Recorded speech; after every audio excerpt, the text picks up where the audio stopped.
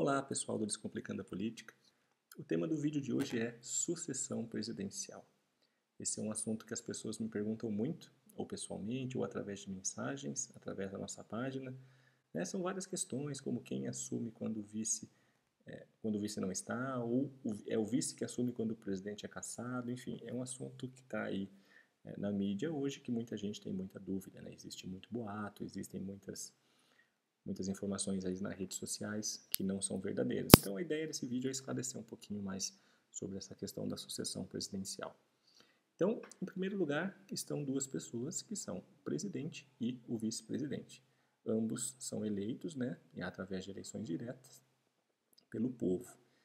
Então, quando a gente vota lá no nosso presidente, quando a gente vota no líder da nossa chapa, a gente está elegendo, consequentemente, um vice. Infelizmente, poucas pessoas conhecem o vice dos candidatos nos quais elas votam, mas essa é uma questão muito importante, justamente porque é ele quem assume em caso de ausência do presidente, seja por licença médica, seja por viagem, seja por cassação, seja por qualquer motivo. Quando o presidente não está apto a exercer o cargo, ou não está no país, ou no caso do governador, quando ele não está no estado, quem assume é o vice-presidente. Então, essas duas primeiras posições na sucessão são um pouquinho mais óbvias, né? A terceira posição é, no caso de ausência dessas duas pessoas, quem assume é o presidente da Câmara dos Deputados. Muita gente me pergunta por quê. Porque a Câmara dos Deputados, como a gente já falou em outro post, é a Câmara que representa o povo, as pessoas lá estão para representar o povo. Então, nada mais natural do que o representante, o presidente da Casa dos Representantes do Povo, ser o presidente da República na terceira linha de sucessão. Então, esse é o motivo pelo qual o presidente da Câmara assume em caso de ausência do presidente ou do vice.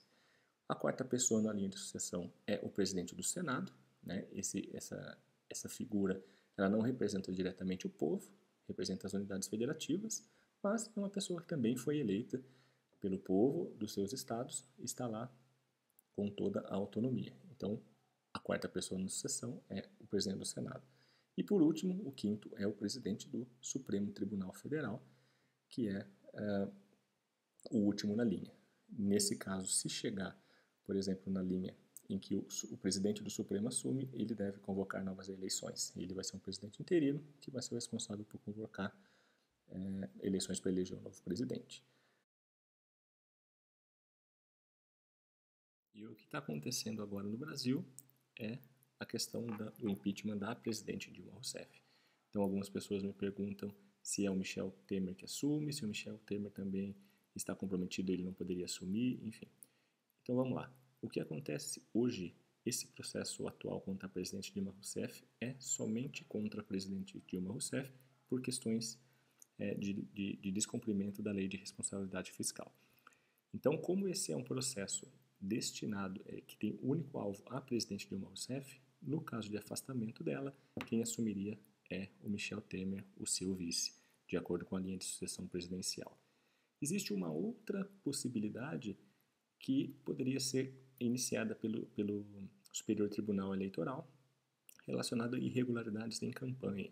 Então, quando a gente fala de irregularidades em campanha, então nós estamos falando da chapa toda, não apenas do presidente. Então, caso no futuro seja comprovado qualquer problema em relação à prestação de contas ou utilização de dinheiro ilícito nas campanhas, o TSE pode pedir a cassação da chapa. E nesse caso, as duas pessoas sairiam e aí o presidente seria o presidente da Câmara, que é o terceiro na linha de sucessão. Nesse caso, sairiam os dois. E muita gente diz, se o Cunha for cassado também, é o deputado federal mais votado que assume, mas como seria o russomano, ele não pode, é o Tiririca que assumiria. Isso não é verdade, tá? Então quem assume é o presidente da Câmara. Se o Cunha for cassado também, outro presidente da Câmara será eleito e esse será o presidente do Brasil interinamente até ocorrerem novas eleições. Então, espero ter contribuído para vocês em termos de sucessão presidencial e um abraço e até a próxima.